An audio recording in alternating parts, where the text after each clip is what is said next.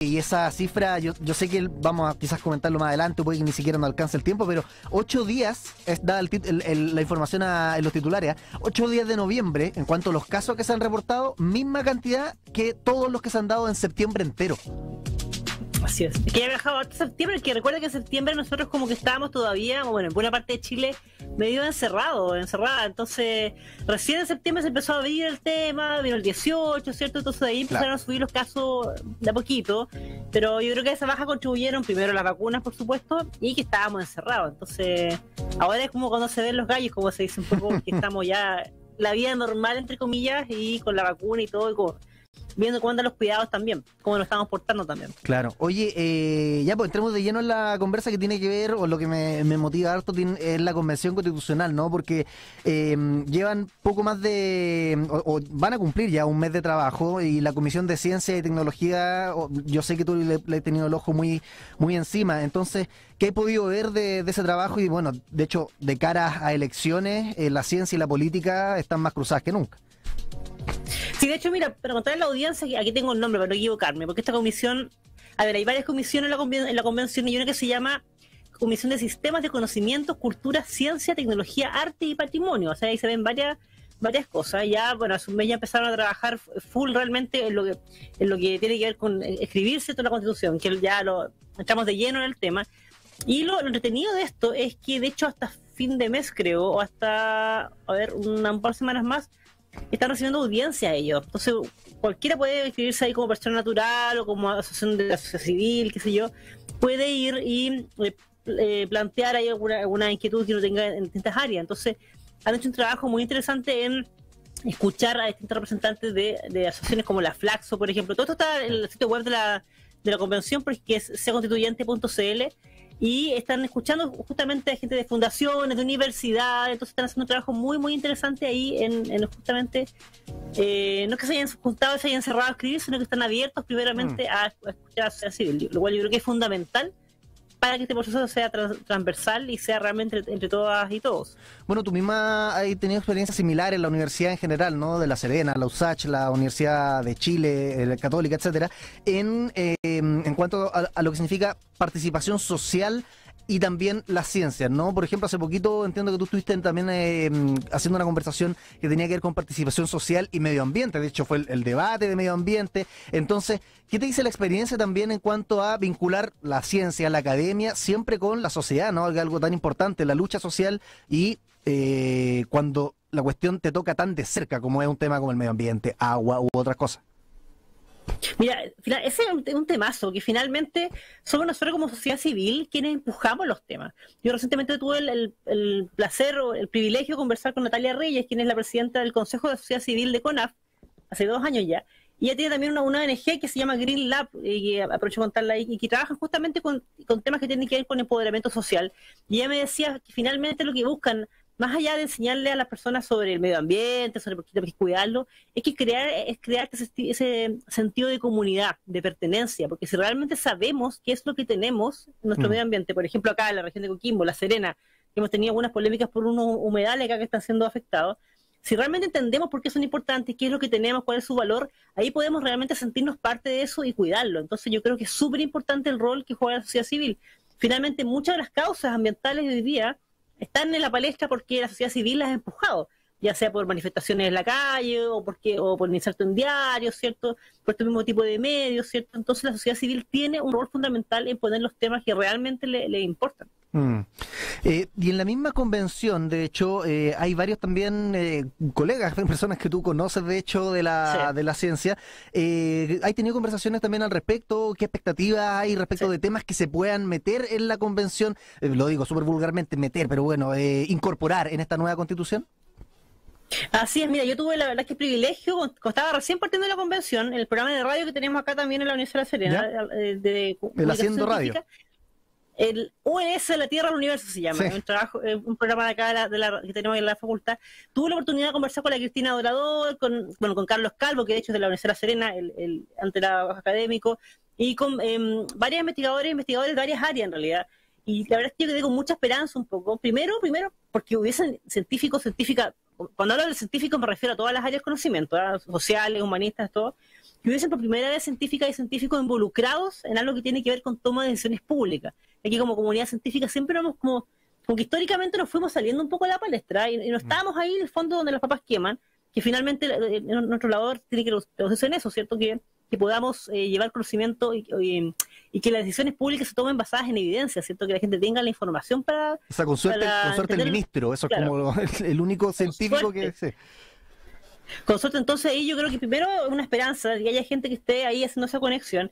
Y la verdad es que los temas, yo creo que independientemente de todas las áreas de que vengan las personas, hay temas que son transversales. O sea, yo creo que todas las personas que yo entrevisté, tanto electos como candidatos a constituyentes, que venían del mundo académico, todos coincidían en el tema del agua, por ejemplo, que era como la prioridad número uno, da lo mismo de qué región vinieran, porque acá en esta región es un temazo el tema del agua, la crisis hídrica, el tema medioambiental, el cambio climático, y ahondando también es lo que tiene que ver con el acceso como sociedad chilena a los beneficios de la ciencia.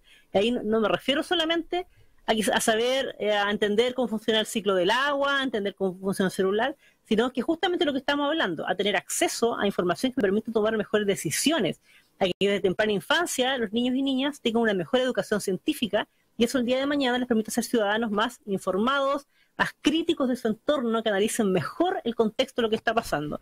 Lo cual es muy importante, por ejemplo, hoy en un contexto político, por ejemplo. Eso, profundizar más en eso, ¿tú lo ves, por ejemplo, desde la perspectiva de movimientos sociales más informados, por ejemplo?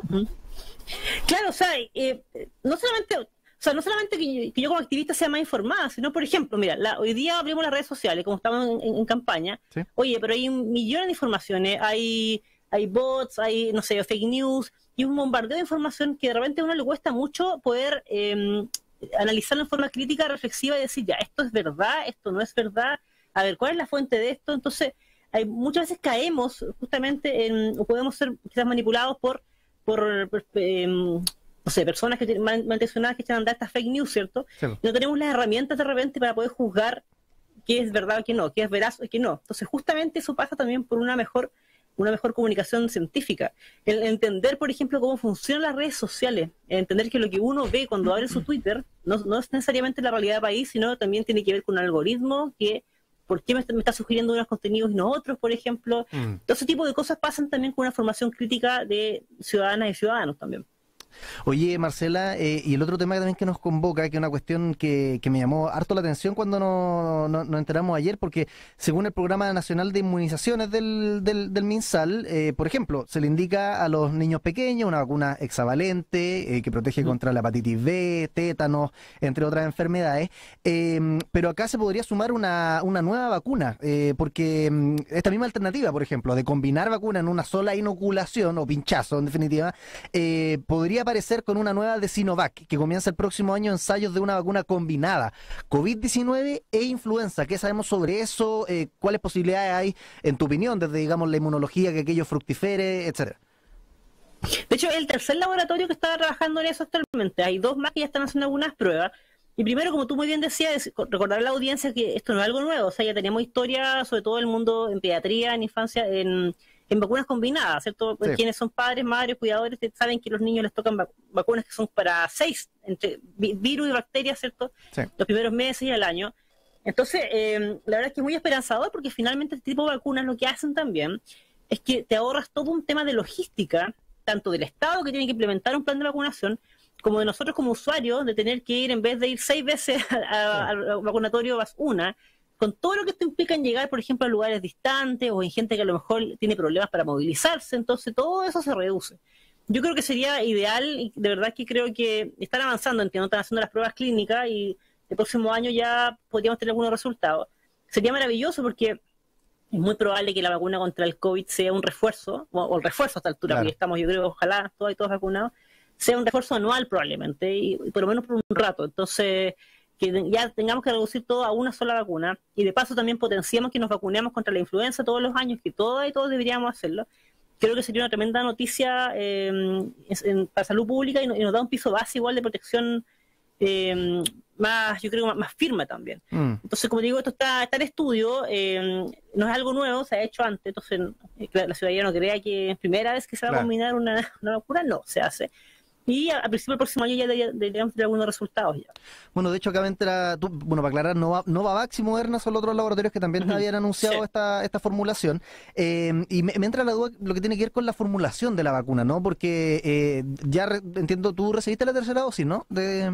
Sí, el jueves, de hecho. El jueves, mira, ya se pasó el dolor. yo también recibí la tercera. Entonces, ¿qué es lo que pasa? Por ejemplo, para formular esta nueva, por supuesto, ahí la gente de Sinovac, Moderna, es la que maneja mejor el asunto, pero no es llegar y mezclar una vacuna de influenza con una de COVID-19 en ningún caso. Y también, por ejemplo, la sutileza que es para formular una vacuna específica contra la variante Delta. O sea, todos los desafíos que implica formular, crear una nueva vacuna. Porque al final esto es desde cero, porque ya sabemos cómo es la de influenza, cómo es la contra el COVID-19, pero crear una vacuna compuesta o combinada es un desafío que hay que partir igual desde cancha llana. Claro, que en el fondo no es como ponerse, pues la gente puede preguntarse, ¿por qué mejor no me pongo 2 vacunas al mismo día? No funciona así. O sea, yo creo que lo que más importa aquí, claro, es probar que efectivamente al combinarlas ninguna pierda la efectividad o pierda la capacidad de despertar o de estimular a nuestro sistema inmunológico, que como cuando se hacen individualmente. Entonces, ese es el desafío en realidad, que sean igualmente inmunogénicas, es el término técnico, en el fondo que me despierte mi sistema y yo poder crear inmunidad. De hecho, como tú también contabas, hay la gente de Sinovac, creo que es la que salió a hablar también de que están viendo una fórmula específica para la variante Delta. Eso previendo que, por dos cosas, previendo que la variante Delta igual nos va a acompañar un rato y que de hecho es la que hoy domina un poco el escenario. Y porque recordemos que casi todas las vacunas que tenemos hoy, que están aplicando hoy día, fueron diseñadas contra las primeras variantes del virus que había en el año pasado, ¿cierto? Pero estos escenarios han ido cambiando. Entonces es probable que hoy día la dominante sea la Delta, a lo mejor en un año más va a ser la Mu, no se sabe, estoy especulando. Sí. Y así otras variantes. Entonces es súper bueno que las vacunas se puedan ir adaptando un poco también para ofrecer una respuesta un poquito más fuerte. No quiere decir que las que tenemos hoy no sirvan, pero la idea es que las otras sean aún mejores en el fondo. Ya, pues Marcela, oye, hablamos en un par de semanas entonces, pues con la doctora aquí en Inmunología Académica de la Universidad de La Serena y divulgadora científica, panelista también de All You Need Is Love. Abrazo grande, que estés bien. No, encantada, cuando quieras, Iván, un abrazo, que estés muy buena semana. En USACH confiamos en que All You Need Is Love. All You Need Is Love. USACH 94.5, la radio de una ciencia que cambia. Seguimos haciendo All You Need Is Love, nos escuchas por Radio USACH 94.5 FM y también por Santiago Televisión, el canal 50.1 de la señal digital. Oye, te recuerdo que la vacunación esta semana, le corresponde, como siempre hay una división ahí entre los que tienen más de 55 años y los que tienen menos de 55 años. Si es que tienes menos de 55 años, escucha. Los que tienen más, esperen, ya voy a dar ese dato en breves segundos. Los que tienen menos de 55 años. Primer grupo, si te vacunaste ambas dosis con Sinovac, hasta el 11 de julio te toca recibir esta semana tu vacuna contra el COVID-19, la de refuerzo o tercera dosis, ¿ok? Menores de 55 años entonces, que hayan recibido sus 2 primeras